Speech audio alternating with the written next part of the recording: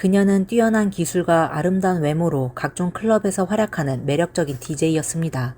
또한 많은 팬들의 주목을 받는 인기 인플루언서로 가족과 친구들은 그녀의 미래에 큰 기대를 걸고 있었습니다.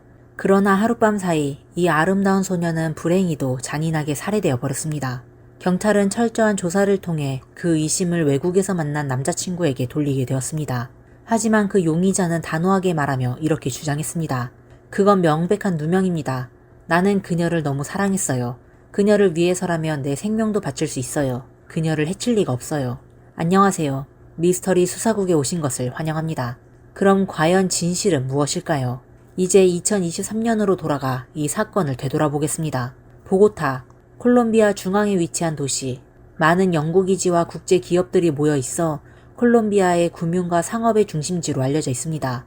보고타는 종합적인 실력은 꽤 강하지만 국제적으로는 명성이 나쁩니다. 한때 세계에서 가장 폭력적인 도시 중 하나로 꼽혔습니다. 통계에 따르면 2093년 보고타에서만 4,352건의 살인사건이 발생했습니다. 2007년에는 감소하여 1,401건이었으나 여전히 콜롬비아 정부에겐 큰 문제였습니다. 그들은 지금도 사회 치안을 개선하기 위해 지속적으로 노력하는 중입니다. 오늘 우리가 이야기할 사건도 바로 이곳에서 일어났습니다. 2023년 1월 22일 여유로운 주말이었고 오후 3시 30분 보고타 서부의 폰티본에서 한 노숙자 앨런이 오후차를 마시고 있던 경찰관 카를로스 프리에도에게 갑자기 다가왔습니다. 그는 겁에 질린 표정으로 근처 거리의 쓰레기통을 뒤지다가 여성의 시신을 발견했다 라고 말했습니다. 소식을 들은 카를로스는 즉시 사람들을 데리고 현장으로 갔습니다. 앨런이 말한 장소에 도착하자 멀리서 많은 사람들이 모여 떠들고 있는 모습이 보였습니다. 경찰은 재빨리 군중들을 해산시켰고 눈에 들어온 것은 여러 개의 쓰레기통과 그 옆에 눈에 띄는 파란색 여행 가방이었습니다. 그 가방은 이미 앨런에 의해 찢어진 상태였고 내부를 확인한 결과 약 20대 초반의 젊은 여성이 들어있었습니다.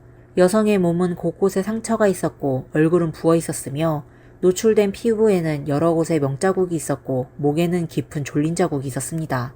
그녀의 몸이 거의 반으로 접혀있는 상태를 보고 범인은 여성을 가방에 넣기 위해 상당한 힘을 들였을 것이라는 것을 알 수 있었습니다. 이는 범인의 잔인함을 여실히 드러내었죠.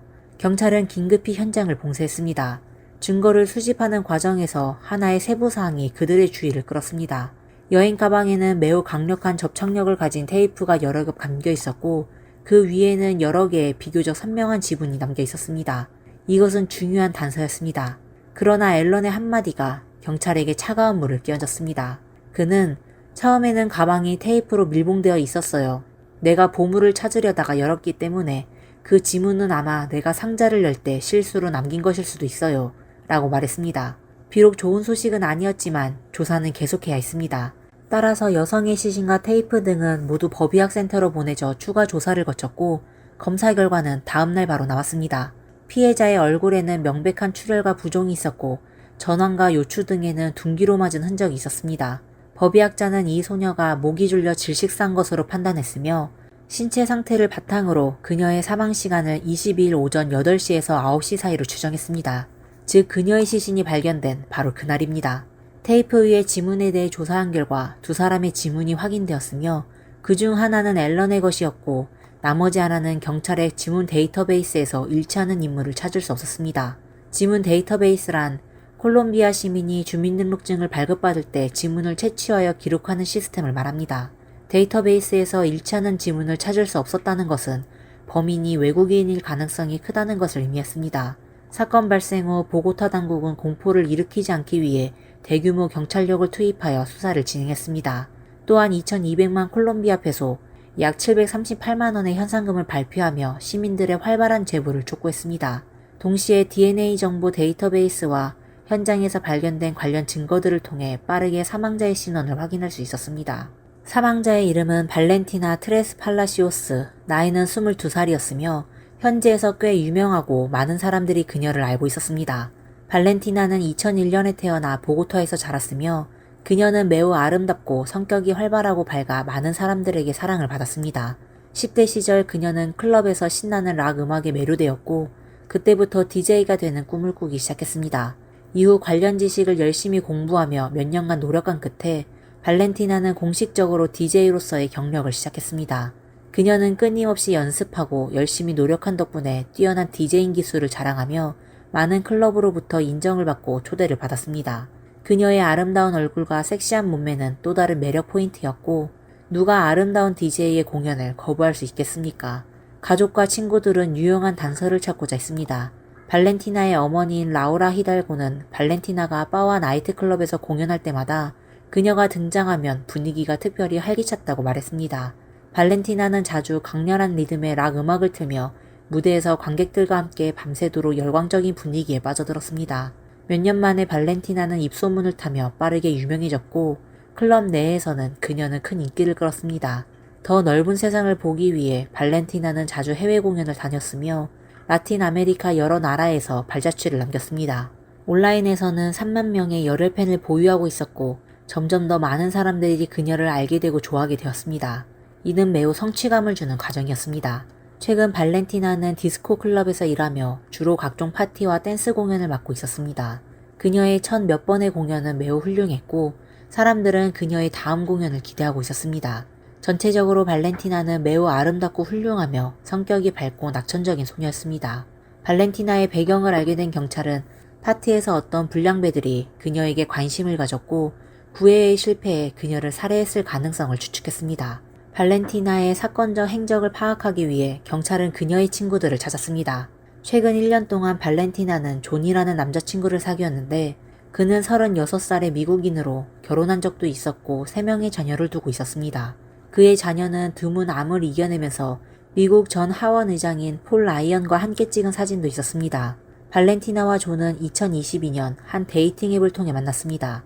당시 존은 인터넷에서 발렌티나의 사진을 보고 즉시 매료되었고 그는 자신이 느낀 감정을 첫눈에 반했다고 표현했지만 발렌티나는 존에게 처음엔 별로 관심이 없었습니다. 그녀는 이미 많은 추종자가 있었고 자신보다 나이가 몇 살 많은 이웃남에게 관심을 가질 이유가 없었습니다. 하지만 존은 부유했고 여자를 유혹하는 수단이 매우 많았습니다. 만난 첫날부터 존은 발렌티나에게 자주 송금을 하고 선물을 사주며 옷도 사주었습니다. 그는 종종 미국에서 보고타로 비행기를 타고 와 그녀를 만났고 때로는 함께 멕시코로 여행을 가기도 했습니다. 그렇게 발렌티나는 빠르게 그에게 빠져들었고 두 사람의 감정은 급격히 깊어졌지만 발렌티나의 어머니 라우라는 처음에 두 사람의 관계를 반대했습니다. 결국 나이 차이가 많이 나고 외국인과의 연애라서 존이 어떤 사람인지도 잘 모르기 때문에 딸이 속았을까봐 걱정했던 것이죠. 하지만 존은 매우 능숙하게 행동했으며 직접 발렌티나의 집에 찾아와 미국의 일정을 마치면 발렌티나와 결혼하고 보고타에 정착할 것이라고 약속했습니다. 그는 내 인생의 후반은 여기서 살겠다고 말했습니다. 존이 그렇게 말하자 라우라도 더 이상 반대할 순 없었고 두 사람의 관계를 묵인하게 되었습니다. 결국 발렌티나가 살해되기 전까지 두 사람은 9개월 이상을 사귀었습니다. 처음에는 두 사람의 관계가 매우 좋았습니다. 비록 외국인과의 장거리 연애였지만 서로 사랑이 넘쳤고 자주 온라인에서 채팅을 하며 서로의 일상을 공유했습니다. 발렌티나는 자신의 소셜미디어에 종종 애정을 과시하며 친구들과 가족들에게 자신이 배려심 깊고 부유한 남자친구를 말했다고 말했습니다. 그러나 시간이 지나면서 상황은 달라졌습니다. 열정적인 연애가 끝난 후 존은 마치 다른 사람처럼 변했습니다. 그는 점차 집착하고 폭발적인 성격을 드러내기 시작했습니다. 발렌티나는 다양한 무도회와 바에서 공연을 하며 그녀의 주변에는 많은 추종자들이 있었습니다. 이로 인해 존은 점점 더 질투심에 사로잡히게 되었습니다. 그는 여자친구가 자신만의 것이라고 생각하며 다른 남자와는 아무런 접촉도 하지 말아야 한다고 믿었습니다. 그는 발렌티나에게 직장을 그만두고 클럽 사람들과의 관계를 끊으라고 요구했지만 이것은 발렌티나의 어린 시절 꿈이었기 때문에 그녀는 이를 포기할 수 없었습니다. 이 문제로 두 사람은 자주 싸웠고 갈등은 점점 더 커졌습니다. 시간이 지나면서 존의 지배욕은 점점 더 두려운 수준에 이르렀습니다. 그는 심지어 발렌티나를 감시하기 위해 사설 탐정을 고용했고 발렌티나에게 전화를 걸어 만약 가족이 위험에 처하기 원하지 않으면 외도를 하지 말라고 협박했습니다. 존의 행동은 발렌티나를 완전히 분노하게 만들었습니다. 이것은 연애가 아니라 매일같이 자신을 감시하는 괴상한 사람이 있다는 느낌을 받았습니다. 두 사람은 또 큰 싸움을 벌였고 며칠간 연락이 끊겼습니다. 2023년 1월 19일 발렌티나는 어떻게 이 관계를 끝낼지 고민하던 중 존이 갑자기 미국에서 보고타로 날아와 북부에서 아파트를 임대했습니다. 그는 이곳에서 잠시 지낼 예정이었고 발렌티나에게 함께 살자고 요구했습니다. 존은 이번엔 결혼 문제를 논의하러 온 것이었고 발렌티나는 별로 내키지 않았지만 그의 진지함과 변화된 모습을 보고 결국 함께 가기로 했습니다. 사건 전 며칠 동안 발렌티나는 존과 함께 시간을 보냈고 밤에는 그의 아파트에서 함께 지냈습니다. 친구들은 20일과 21일 이틀 동안 있었던 모임에서 발렌티나가 술을 마시고 노래를 부르는 동안 그녀의 남자친구 존이 항상 함께 있었다고 말했습니다. 21일 모임이 끝난 후 두 사람은 길에서 다툼을 벌였고 꽤 오랜 시간 동안 언쟁을 했지만 결국 함께 집으로 돌아가게 되었습니다. 여기까지 조사한 결과 사건의 전개는 매우 명확해졌습니다. 존은 사건 발생 며칠 전에 갑자기 보고타에 도착했고 발렌티나와 싸움이 있었습니다. 게다가 그가 이전에 보였던 비정상적인 행동을 고려할 때 그를 의심하는 것은 매우 합리적이었습니다. 그를 확인하는 것도 간단했는데 그의 지문과 현장에서 발견된 테이프의 지문을 대조하면 되었습니다. 그러나 경찰이 존이 임대한 아파트에 도착했을 때 존은 이미 떠난 상태였는데 이는 그가 심지어 도망친 것처럼 보였습니다. 더욱 의심스러워진 경찰은 사건 전후 아파트와 그 주변 지역의 모든 CCTV 영상을 수집했는데 CCTV에서 충격적인 장면을 발견하게 되었습니다. 1월 22일 새벽경 존과 발렌티나는 아파트로 돌아왔습니다. CCTV 화면을 보면 두 사람은 엘리베이터 안에서 여전히 다투고 있는 듯해 보였습니다. 엘리베이터에서 내린 후 그들은 방으로 들어갔고 방 안에는 감시 카메라가 없어 그 안에서 어떤 일이 일어났는지는 알 수 없었습니다. 시간이 지나 1월 22일 오전이 되자 존은 혼자서 슈퍼마켓에서 사용하는 카트를 밀며 엘리베이터에 올라탔습니다. 카트 안에는 파란색 여행 가방이 들어있었고 그 위에는 담요가 덮여 있어 존은 그 카트를 밀고 지하 주차장으로 향했습니다. 주차장에 도착한 후 가방이 불안정하게 놓여서 흔들리자 가방 안에서 머리가 나오고 말았습니다. 존은 급히 머리를 다시 넣고 담요를 덮고는 그 가방을 회색 세단에 실은 후 차를 몰고 떠났습니다. 아파트 근처의 CCTV는 그가 차를 몰고 주변을 서성거리며 한참 동안 헤매다가 사라지는 장면을 기록했습니다. 이 CCTV 영상은 사실상 존의 범죄 과정을 거의 모두 담고 있었습니다. 경찰은 영상을 본 후 더 이상 지문을 비교할 필요도 없다고 판단했습니다. 카트 안에 담긴 파란색 여행 가방에 들어있는 것은 바로 발렌티나의 시신이었고 그녀의 머리가 가방에서 튀어나온 상태였습니다. 2023년 1월 23일 보고타 경찰은 존에 대한 체포영장을 발부하고 그의 행방을 추적하기 위해 전력을 다했습니다. 경찰은 회색 세단의 번호판을 통해 차량 렌트 회사를 찾았습니다. 회사 직원에 따르면 이 차는 존이 1월 19일에 빌렸고 1월 22일에 반납했습니다. 차량을 빌릴 때 존은 내가 첩을 잡으러 왔다고 말했다고 합니다. 직원은 또 1월 22일 아침에 존이 차량을 반납할 때 매우 급해 보였으며 비행기를 타야 해서 자신이 차를 몰고 존을 엘도라도 국제공항까지 데려다 주었다고 밝혔습니다. 사건 발생 후 30시간 이상이 지난 시점에서 경찰은 존이 국제공항으로 향한 사실을 알게 된 후 그가 콜롬비아를 떠난 것으로 추정했습니다. 보고타 당국은 즉시 국제형사경찰기구 인터폴에 연락을 취하고 존에 대한 레드 알러트, 적색 수배를 발령했습니다. 경찰은 또한 존이 도망가기 위해 여러 개의 다른 목적지로 가는 비행기표를 구매한 사실을 파악했습니다. 그 중에는 터키, 이스탄불, 브라질, 파나마가 포함되어 있었고 인터폴은 전 세계 공항에서 존을 추적하고 체포하기 위해 철저히 준비했습니다. 2023년 1월 24일 존은 파나마 공항에서 모습을 드러냈고 파나마 경찰은 즉시 그를 체포하여 수사에 돌입했습니다. 신문 중 존은 자신이 실제로 계획했던 도피 경로를 공개했습니다. 그는 먼저 보고타에서 파나마로 비행기를 타고 그곳에서 이스탄불로 갈 예정이었습니다. 이후 이스탄불에 도착하면 그는 몬테네그로행 비행기를 타고 그곳에서 도망갈 계획이었습니다. 몬테네그로는 발칸반도의 작은 나라로 총 인구가 60만 명 남짓입니다. 이 나라는 콜롬비아와 범죄의 인도조약을 맺고 있지 않아 콜롬비아 경찰이 몬테네그로 경찰의 범인을 잡아달라고 요청할 수 없었기 때문에 그는 그곳에서 안전하게 숨어 있을 수 있겠다고 생각했던 것입니다. 그러나 그의 예상과는 달리 그는 파나마에 도착하자마자 체포되었고 곧 콜롬비아로 송환되었습니다. 경찰은 그의 지문을 채취했고 이를 테이프에서 발견된 지문과 대조한 결과 완벽하게 일치했습니다. 또한 그의 얼굴에는 명백한 상처 자국이 있었으며 경찰은 이 상처가 아마 발렌티나가 반격하면서 남긴 것일 것으로 추정했습니다. 수많은 증거들이 존이 범인임을 입증했습니다. 이제 남은 것은 재판을 기다리는 일이었습니다. 그가 감옥에 수감되고 살인 및 증거 은닉 등 여러 범죄로 기소되었으며 2023년 12월에 열리는 청문회를 앞두고 있었습니다.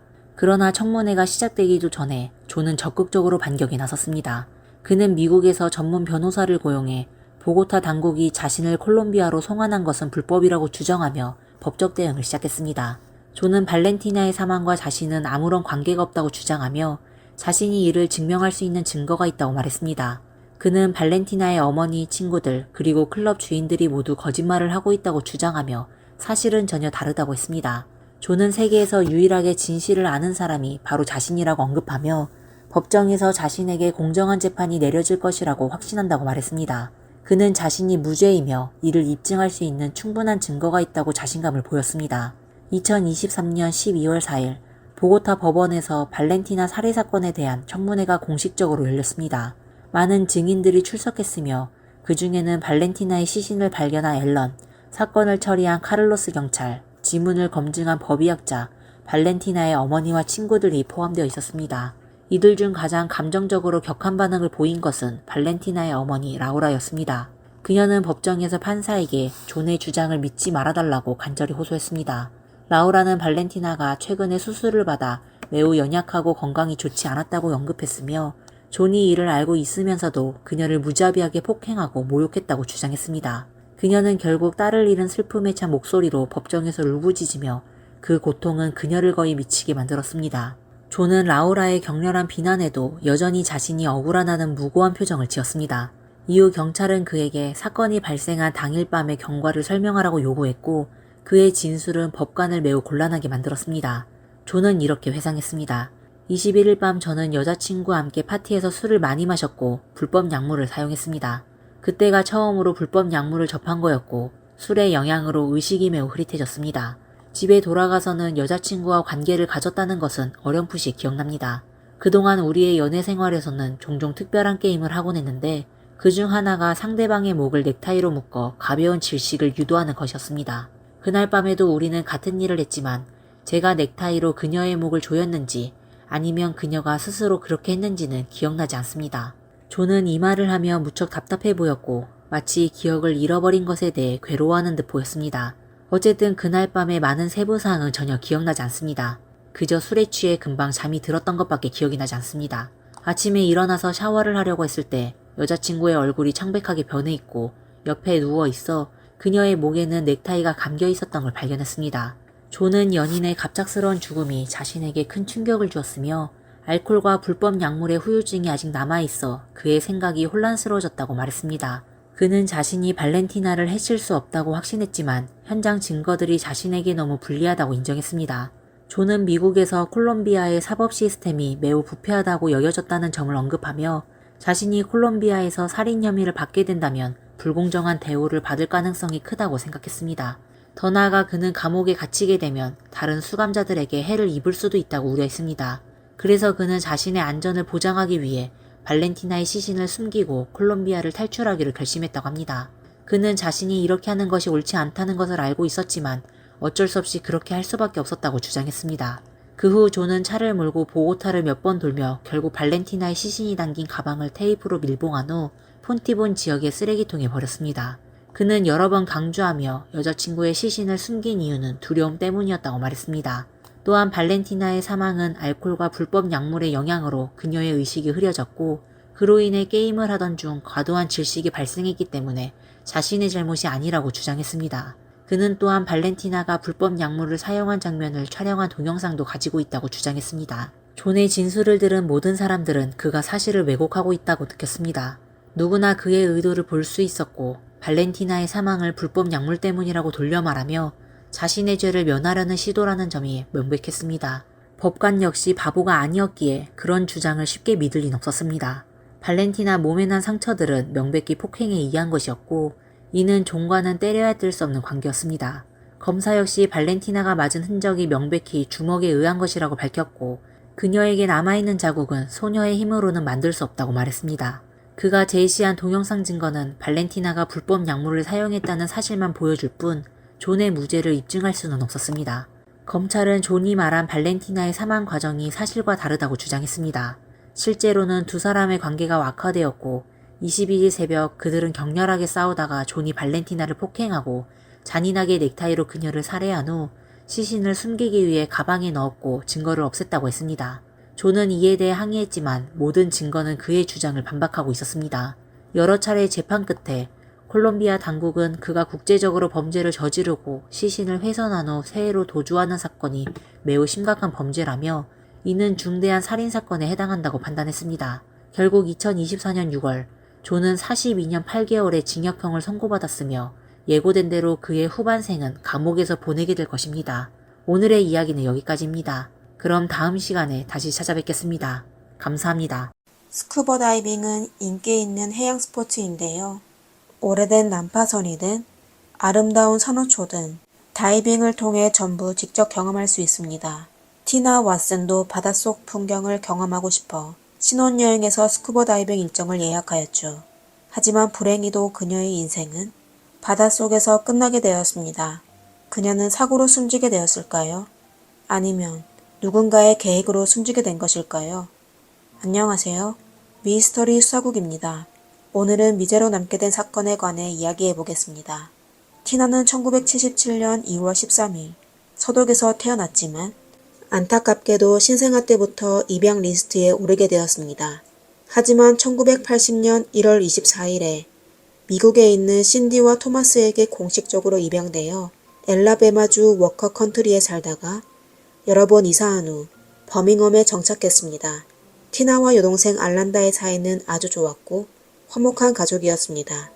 친척과 친구들은 티나가 낙관적이고 항상 활기차고 또 유머러스해 그녀의 미소가 주위 사람들을 따뜻하게 했다고 전하였습니다. 하지만 안타깝게도 그녀의 건강에 문제가 있었습니다.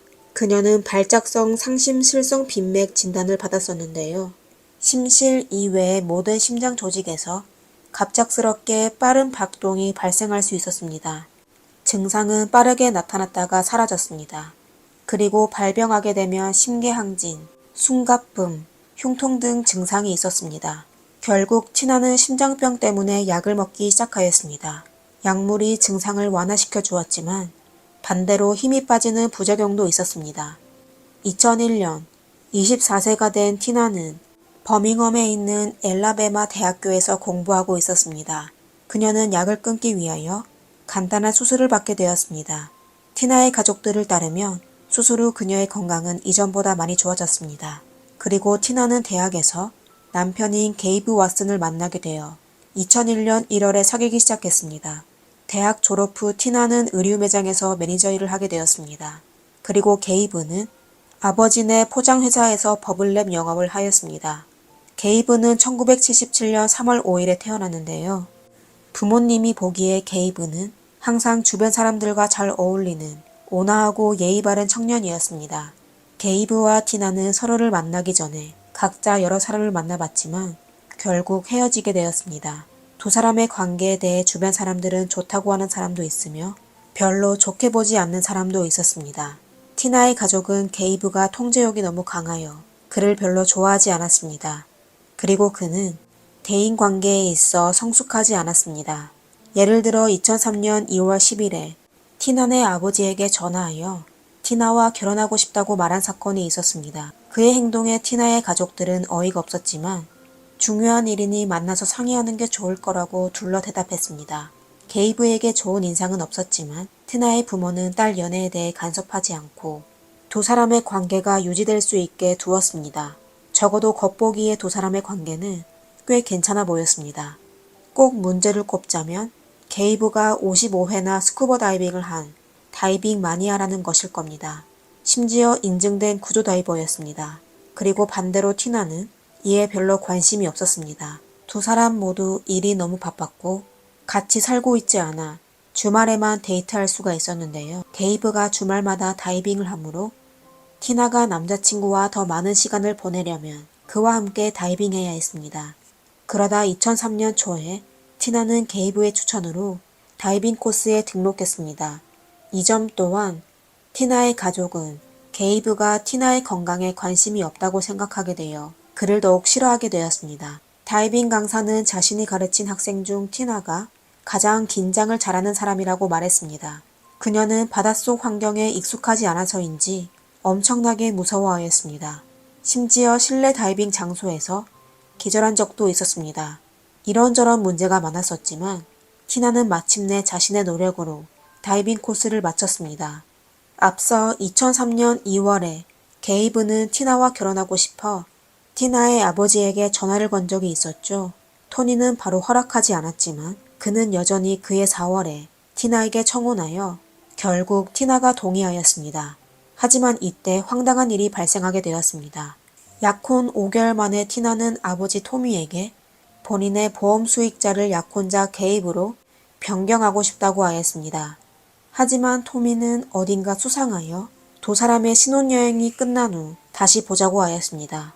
2003년 10월 11일에 티나와 게이브는 공식적으로 부부가 되었습니다.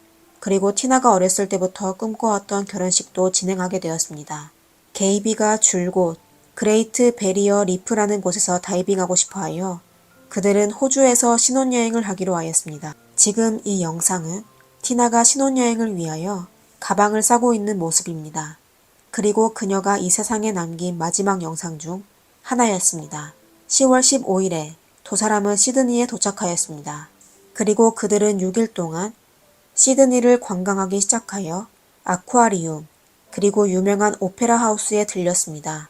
나중에 그들은 퀸즐랜드의 타운즈빌로 갔었는데요.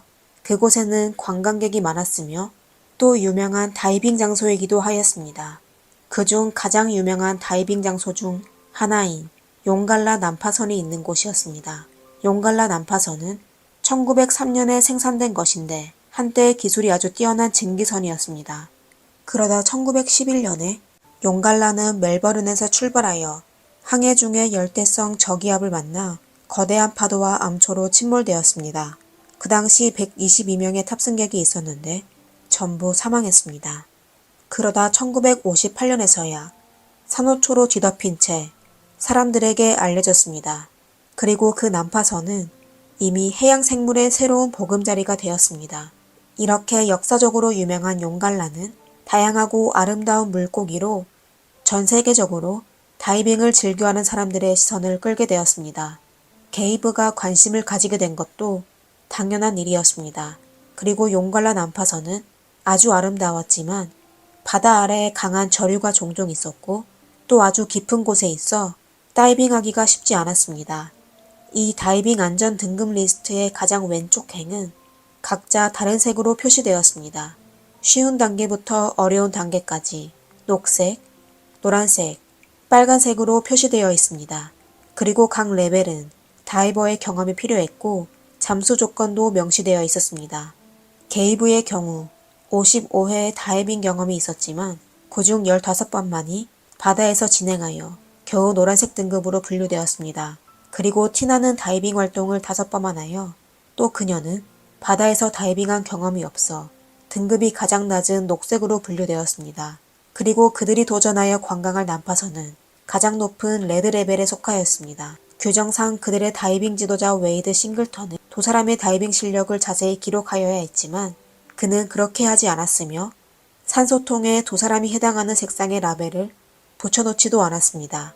다이빙 회사에서 게이브 부부에게 특별 안전교육과 다이빙 가이드가 필요하냐고 물어본 적이 있었지만 게이브는 전부 거절하였습니다. 이렇게 10월 22일 아침에 허점이 많은 다이빙 여정이 시작되었습니다.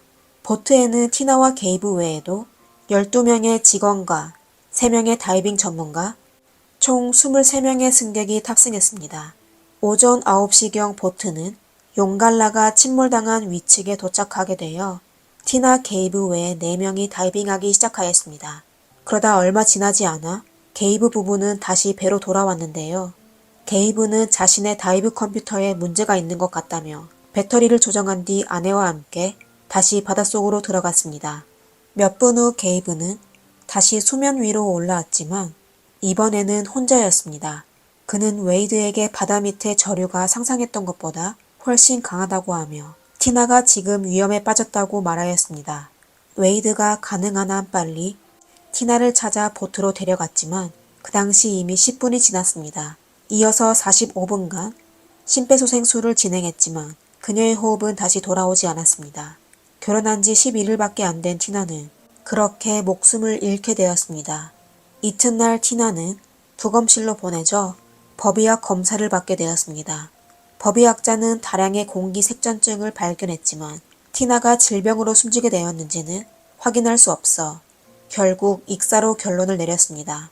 하지만 티나를 보트로 옮겼을 때 레큘레이터에는 여전히 그녀의 입에 있었고 실린더에도 산소가 들어 있었습니다. 그리고 테스트한 결과 티나의 다이빙 장비는 손상된 흔적이 없었습니다. 그럼 그녀는 어떻게 익사했을까요? 아마 답을 알고 있는 사람은 그녀의 남편 게이브뿐일 것입니다. 게이브는 저류가 예상보다 강하여 티나가 다이빙을 포기하고 돌아가자는 손짓을 했다고 말했습니다. 그리고 게이브는 그녀의 결정을 따르기로 하여 본인의 몸에 있는 팽창 호스를 가리키며 티나에게 잠수조끼를 대고 바람을 넣으라고 했지만 무슨 이유인지 실패됐다고 하였습니다. 그리고 게이브는 티나가 실패한 건 그녀가 잘못 조절했거나 그의 뜻을 몰라서였다고 하였습니다. 어쨌든 그녀의 조끼는 아무런 반응이 없었습니다. 그러다 게이브가 티나에게 다가와 그녀의 손을 잡고 바로 바다 위로 데려가려고 했지만 아내가 공황에 빠져서인지 몸부림치다가 게이브의 마스크와 레큘레이터를 쳐 떨어지게 되었습니다. 마침 바닷속 다른 다이버가 있었는데 그 충격적인 장면을 촬영하게 되었습니다. 티나는 30m 깊이의 바닷속에 두 손을 들고 누워 있었고 그녀의 남편은 혼자 떠났습니다. 게이브는 마스크와 인공호흡기를 조정하기 위해 아내의 손을 놓았었는데 그녀를 다시 잡으려고 할 때 아내는 본인이 도달할 수 없는 곳으로 떠내려갔다고 하였습니다. 그리고 본인도 위험에 처하게 되어 게이브는 더 이상 밑으로 내려가지 않고 수면 위로 달려가 도움을 요청하였습니다. 그리고 그 후 발생한 일은 앞에 발생한 장면이었습니다. 경찰은 게이브의 이야기를 쉽게 믿지 않았습니다. 우선 그의 행적은 다이브 컴퓨터에 기록된 것과 일치하지 않았습니다. 그리고 인증서가 있는 구조 다이버로서 아내가 위험에 처했을 때 너무 무책임하게 행동하였습니다. 다이빙 파트너로서 그는 티나의 웨이트 벨트를 제거하려고 시도하지 않았을 뿐만 아니라 팽창식 조끼를 열어 그녀를 돕지도 않았습니다. 그리고 그는 여분의 산소가 있었는데도 아내에게 제공하지 않았습니다. 더욱 황당한 건 다른 다이버는 게이브가 티나를 포옹하는 장면을 목격했다고 말했습니다. 호주 경찰은 사건을 복구하기 위해 바닷속에서 사건 과정을 여러 번 재현하였습니다. 그러다 그들은 다른 다이버가 목격한 포옹이 게이브가 티나를 안고 그녀의 등에 있는 산소통의 밸브를 닫고 그녀를 질식하게 만든 것이고 또 아내가 보트로 옮겨졌을 때 다시 벨트를 풀어 증거를 숨겼다고 추측하였습니다. 그들의 추측은 티나의 산소통에 왜 산소가 남아있는지를 설명할 수 있었습니다. 경찰에 따르면 추측한 것과 같다면 모든 작업은 6분 안에 완료될 수 있었습니다. 경찰은 티나의 아버지가 진술한 생명보험 관련 증언에 게이브가 본인이 티나의 보험 수익자가 되어 하나로 약 3억 5천만 원이 되는 보험금을 받기 위해 티나를 숨지게 했을 수도 있다고 추측하였습니다. 막 결혼한 아내가 세상을 떠나자 게이브는 바로 본인의 부모에게 전화하여 알렸습니다. 하지만 티나의 부모에게는 직접적인 전화를 하지 않았습니다. 죄책감 때문인지 아니면 현실에서 도피하고 싶어서인지 게이브는 친척에게 아내의 소식을 알리고 그녀의 부모에게 대신 알려달라고 부탁하였습니다. 이와 동시 그는 호주를 바로 떠났습니다. 2005년 3월에 여행보험사에서 티나의 보험보상금 지불과 관련하여 게이브에게 지급하는 걸 거부하자 게이브는 미국에서 사고사에 대한 배상금과 여행 중 참사가 발생하여 중단된 여행비와 티나의 의료비 그리고 전화비와 택시비 등을 보험회사에 청구하며 정신적 보상도 요구하고 법원에 고소하였습니다. 하지만 2008년 5월에 그는 경찰이 본인이 돈을 위하여 아내를 해쳤다고 오해할까봐 고소를 취하하였습니다. 2008년 6월 9일에 호주 검찰은 게이브에 대해 정식으로 고의상해죄로 기소하였습니다. 아이러니한 건 피고인 게이브는 그 해에 그의 고등학교 동창 킴벌리 루이스라는 여자와 결혼하였습니다. 그리고 그의 행동에 사건을 지켜본 많은 사람들이 충격을 받게 되었습니다. 루이사와 티나의 모습은 아주 많이 닮았는데요. 사람들은 게이브가 보험금 외에도 다른 여자로 인해 티나를 숨지게 했을 가능성이 높다고 하였습니다. 2009년 5월 게이브는 반년 동안 범죄인 인도에 저항한 후 자발적으로 호주로 갔습니다. 법정에서 검사는 게이브가 경찰의 신문에 16가지 버전의 이야기를 진술했는데 그중 어떤 것도 다른 다이버들이 목격한 장면을 설명할 수 없다고 하였습니다. 그리고 훈련된 구조 다이버로서 티나가 위험에 처했을 때 그의 행동은 지극히 전문 인력으로서 부적절했다고 주장했습니다. 경찰은 또한 게이브와 티나가 바다에 있을 때 찍은 사진을 법원에 제공하여 게이브가 티나를 해쳤다는 걸 증명하려고 하였습니다. 이에 대해 게이브 측 변호인은 16개 버전이 있는 것이 정상이라고 하며 게이브가 충격으로 인해 사건을 완벽하게 기억할 수 없다고 대변하였습니다. 그리고 그의 비전문적인 행동에 대해 기껏해야 그가 위험을 직면했을 때 자신을 우선 보호하기 위한 선택이지 일부러 다른 사람을 해쳤다고는 증명할 수 없다고 하였습니다. 결국 게이브는 고의상해 사실을 인정하지 않고 과실로 인한 상해만 인정하여 호주 법원에서는 그에 대해 과실상해로 판결했는데요. 다시 얘기하자면 게이브는 구조 행동 부분에서만 부족하다고 한 것입니다. 다이빙 파트너이자 티나를 다이빙하게 한 사람으로서 그는 티나의 안전에 대해 책임지지 않아 참사가 발생했다는 것입니다. 법원에서 게이브에게 유기징역 4년 6개월을 선고했지만 사실 교도소에서 규정을 어긋내지 않으면 1년 만에 감옥에서 보석으로 풀려 자유를 되찾을 수 있었습니다. 그러다 대중의 비난으로 호주 검찰은 바로 법원으로 게이브의 형량 연장을 요구하였습니다. 결국 그들이 성공했지만 게이브의 형량은 6개월밖에 더 추가되지 않았습니다. 사람들은 게이브가 아내를 숨지게 했는데 너무 가벼운 처벌을 받았다고 판결이 황당하다고 하며 8개월 후 티나의 가족을 비롯한 많은 사람이 미국에서의 재판을 희망했습니다. 엘라베마주 검사는 게이브가 미국에 있을 때 사건을 계획하기 시작했다고 추측하여 게이브에게 고의상해와 납치 혐의로 기소하였습니다. 티나의 친척과 친구들이 제공한 증언도 검찰의 추측을 증명하였습니다. 알고 보니 게이브와 티나가 결혼하기 전에 티나는 게이브에게 이별을 통보한 적이 있었고 다른 남자와 데이트를 시작하여 게이브를 매우 화나게 만들었습니다. 게이브가 계속하여 재결합을 애원했고 티나는 그와 다시 만나기로 하고 다이빙 강습을 받게 되었습니다. 게이브의 범행 동기가 될 수 있는 부분입니다. 하지만 불행히도 그들은 법정에서 증언할 기회가 없었습니다.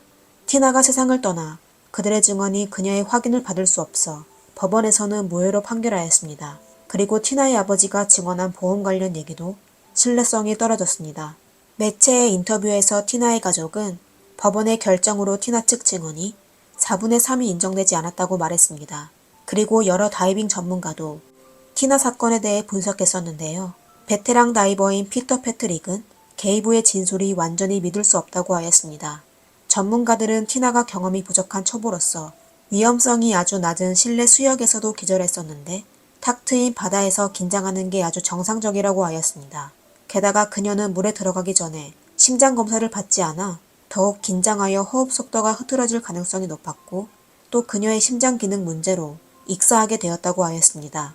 그리고 게이브의 자격증에 대해서도 분석한 바 있었는데 많은 전문가는 게이브가 취득한 구조 인증이 보통 4일 과정이 필요한데 그는 이틀 만에 수료했다고 하였습니다. 즉 자신도 구조 경험이 부족하고 넓은 바닷속에서 잠수하는 일이 거의 없어 기술적으로도 미숙한 초보자라고 하였습니다. 다시 얘기하자면 그는 일부러 사람을 구하지 않은 것이 아니라 사람을 구하는 방법을 전혀 몰랐다는 것입니다. 범행 동기에 대해 토미의 증언이 아무리 유력하다고 해도 게이브는 결국 보험금을 받지 못했습니다. 그리고 그는 생전 티나와 관계가 그렇게 좋지 않아 그의 증언이 부인되어 아무것도 증명할 수 없었습니다. 아내가 세상을 떠났는데도 눈물 한 방울 흘리지 않았어도 아내의 사건에 무관심하고 빠르게 호주를 떠났더라도 아내의 관 앞에서 아무렇지 않게 웃고 떠들더라도 심지어 아내의 마지막 모습에 대해 코멘트까지 달았는데도 그가 정말 범행을 저질렀다는 걸 증명할 수 없었습니다. 따라서 2012년 2월 23일에 법원에서는 증거 불충분으로 게이브를 무죄 판결하고 법정에서 바로 석방했습니다. 그리고 티나의 사건에는 배심원 심의 단계조차 없었습니다. 판결 결과는 사람들의 센세이션을 일으켰습니다. 대부분의 사람들은 판사의 판결에 대해 불만을 표하며 게이브가 죄수라고 믿었습니다. 하지만 게이브의 변호인은 경찰을 비롯한 많은 사람이 티나의 참변이 사고일 수 없다는 선입견 때문에 게이브에 대한 불리한 증거만 보게 된 것이라고 하며 심지어 다이빙 전문가의 증언과 게이브 자신의 구조 자격이 부족하다는 점을 고려하지 않았다고 하였습니다. 변호인단은 또 사건 발생 이후 게이브가 정신과 의사를 만났었고 푸마씨 팀에도 참석하여 그도 아주 슬퍼했다고 하였습니다. 단지 그런 심정을 공개하지 않았을 뿐이라고 하였습니다.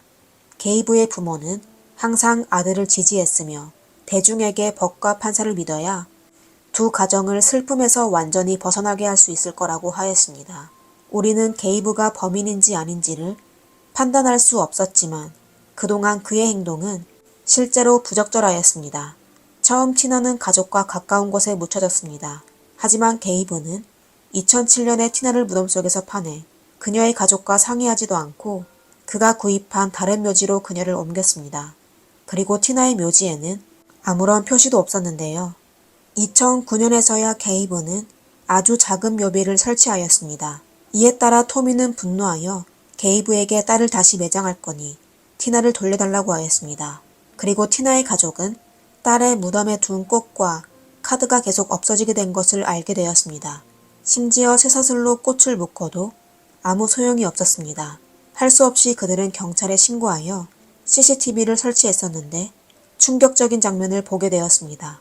화면 속 게이브가 단선 플라이어를 들고 모든 꽃과 카드를 잘라 쓰레기통에 버린 것이었습니다.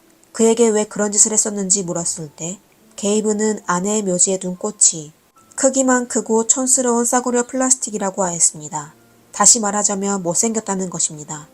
2011년 법원은 게이브가 티나의 재산을 관리하는 걸 더 이상 허락하지 않았습니다. 그리고 티나의 아버지 토미에게 관리자로 지정하였습니다. 하지만 안타깝게도 토미는 딸의 초등학교 때부터 대학교 때까지 찍은 사진과 졸업 앨범만 받게 되었습니다. 그리고 게이브는 법원의 명령을 무시하고 자신이 소유하고 있는 티나의 자산 목록 제공을 모두 거부하였습니다. 결국 그는 티나의 무덤조차 가까이 오지 못하게 하는 판결을 받게 되었습니다. 티나의 가족은 오늘날까지 게이브가 진범이라고 믿고 있어 계속 고통을 받을 수밖에 없습니다. 비참하게 세상을 떠난 티나도 그들의 마음에 헤아릴 수 없는 고통이 되었습니다. 사람들의 추측은 법을 대체할 수 없습니다. 하지만 게이브는 최소한 계획적으로 티나를 해치지 않았을 것입니다. 하지만 그가 티나의 가족에게 끼친 2차 피해도 사실이었습니다. 그가 꽃과 카드를 버리고 티나가 세상을 떠난 후에도 평화를 찾을 수 없게 한 행동이 불법은 아니지만 용서받기는 힘든 일입니다. 여러분은 이 사건에 대해 어떻게 생각하시나요? 아래에 댓글로 남겨주세요. 오늘의 사건은 여기까지입니다. 감사합니다. 미스터리 수사국입니다. 안녕하세요. 미스터리 수사국입니다. 오늘은 중국 동북부에서 일어난 사건을 소개해드리겠습니다. 영하 20도가 넘는 어느 겨울밤, 날씨보다 더 차가운 건 사람의 마음이었습니다. 2018년 1월 27일 저녁 10시 40분 중국 랴오닝성 금주시 시내에서 10km 떨어진 로터리 부근에 대형 교통사고가 발생했습니다.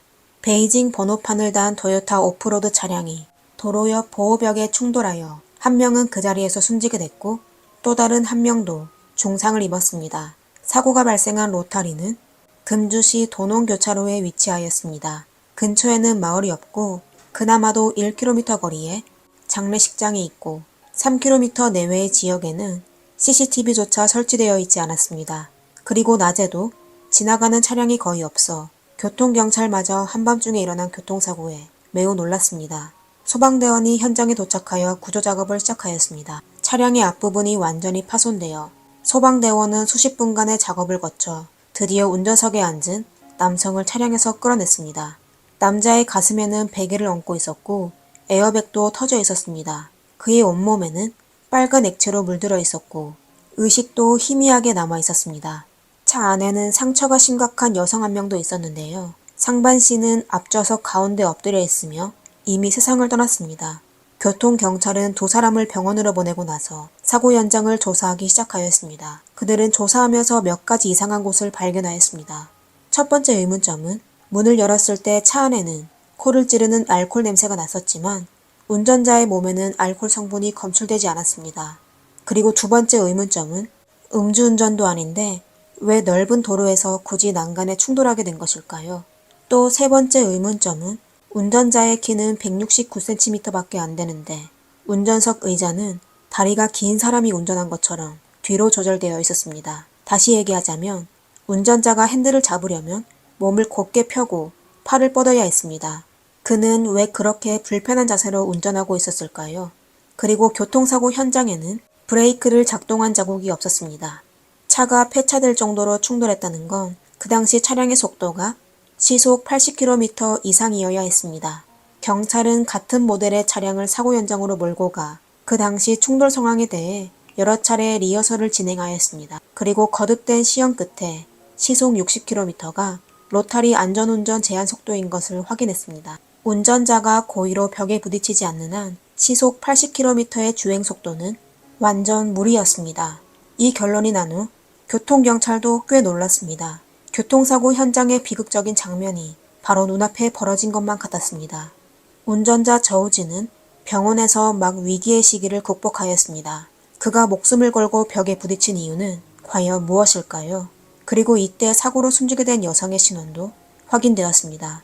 그녀의 이름은 옌쿤이고 저우진의 두 번째 아내입니다. 법의학자의 조사로 그녀에게 이상한 점을 발견하게 되었습니다. 사고 당일 현지의 기온은 영하 20도가 넘어 저우진은 다운 자켓을 입고 있었지만 차 뒷좌석에 앉아있는 옌쿤은 보온 속옷 한 벌만 입고 심지어 신발도 신지 않았습니다. 충격에 생긴 부상을 제외하고 옌쿤의 몸에는 방어 부상이 없었습니다.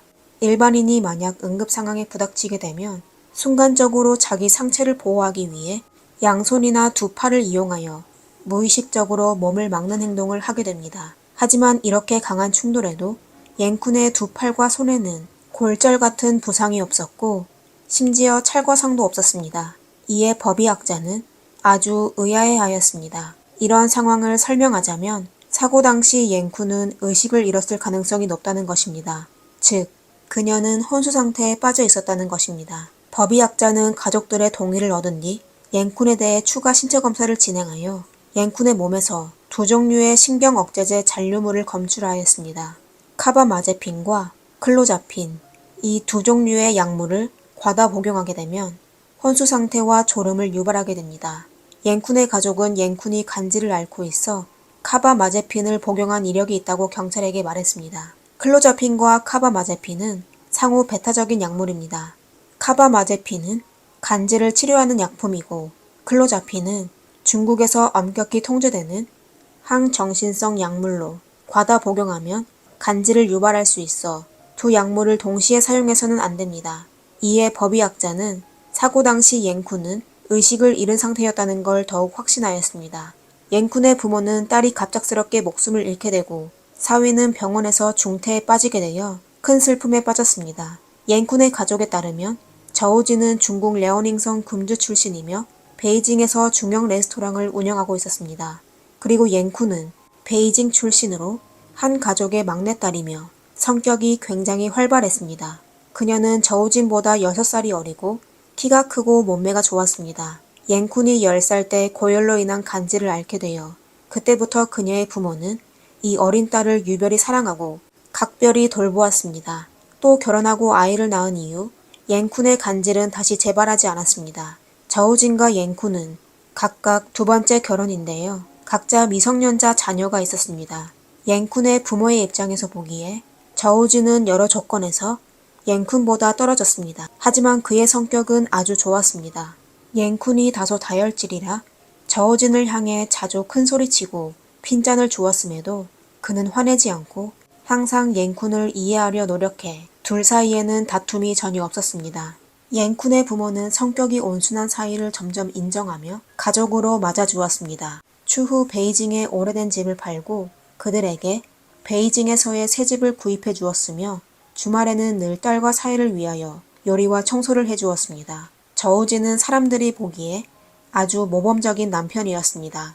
두 사람이 결혼하자 그는 옌쿤에게 힘들게 일하지 말고 집에서 쉬라고 하였습니다. 그리고 종종 옌쿤과 같이 해외로 여행을 떠났는데 한 번 떠나면 몇 개월씩 다녀왔습니다. 그는 또 옌쿤의 부모를 인도네시아로 데려가 며칠씩 놀기도 하였습니다. 참사 발생 이후 딸을 잃은 아픔으로 옌쿤의 부모는 딸의 장례를 하루빨리 치르기 위하여 경찰서로 가 딸을 데려가려고 하였습니다. 경찰도 노인의 마음을 배려하여 관련 규정에 따라 옌쿤의 호적부와 혼인증명서 등 기타 서류를 지참해오면 데려갈 수 있다고 안내해 주었습니다. 옌쿤의 부모는 딸의 집으로 가 필요한 서류뿐만 아니라 보험증서를 찾게 되었는데요.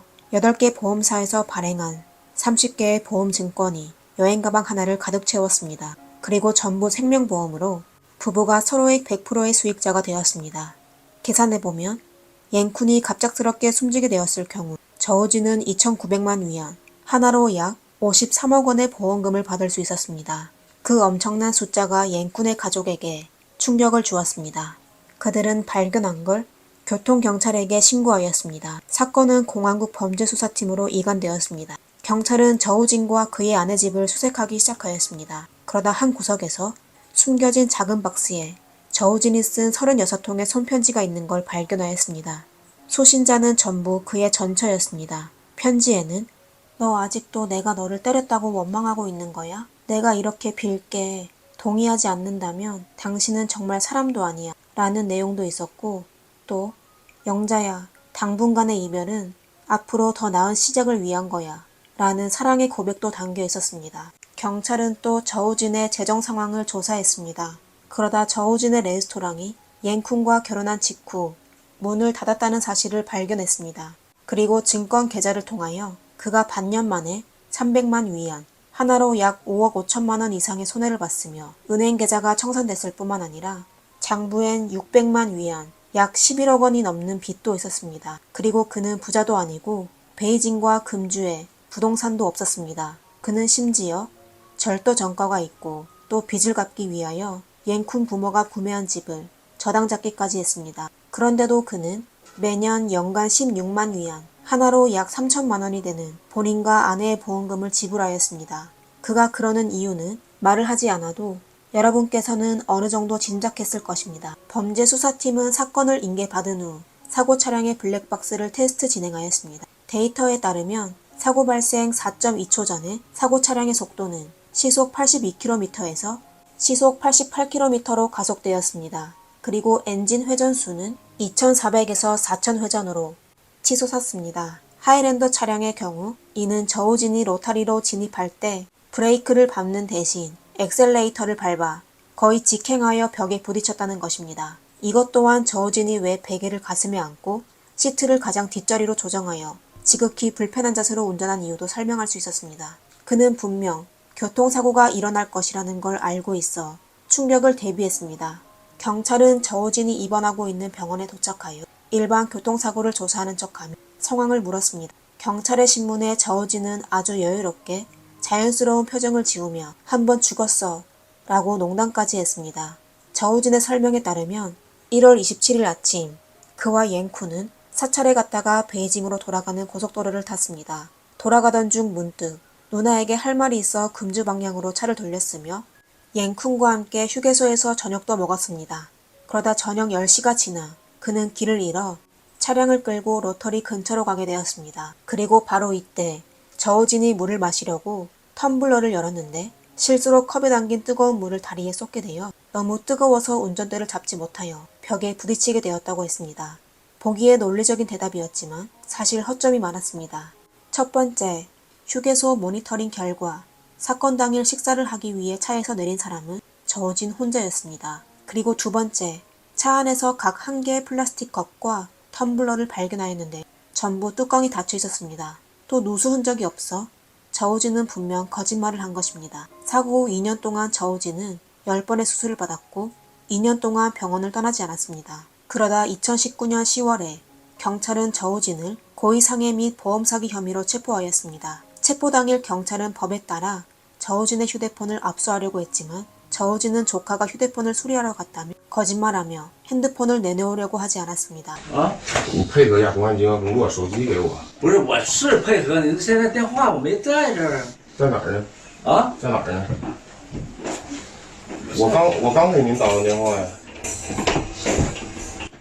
저우진의 비정상적인 반응으로 경찰은 저우진의 핸드폰에 숨겨진 중요한 단서가 있을 거라고 판단하였습니다. 그러다 저우진은 변호사와 통화한 후 마침내 핸드폰을 경찰에게 건넸습니다. 경찰은 저우진의 SNS 이체 기록에서 사건 발생 몇 달 전 그는 감정병 아가씨라는 계좌에서 530위안, 하나로 약 10만 원을 이체한 걸 발견하였습니다. 그리고 상대방 모멘트에 올린 게시글의 시간으로 저우진이 금지 약물 트리아졸람을 구입한 걸 확인하였습니다. 트리아졸람은 강력한 수면 효과가 있으며 단기 기억 상실을 유발할 수 있어 중국에서 통제 및 금지 약물로 등록되어 있습니다.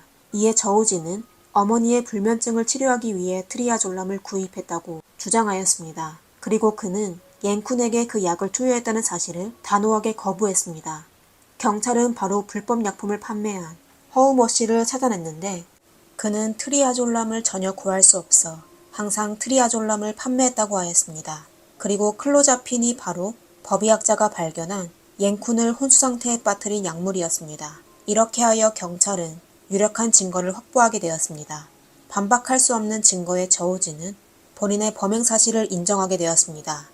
2021년 7월 16일 랴오닝성 진저우시 중급 인민법원은 저우진에게 고의상해 및 보험사기죄로 극형을 선고하고 종신 정치적 권리를 박탈하는 1심 판결을 선고하였습니다.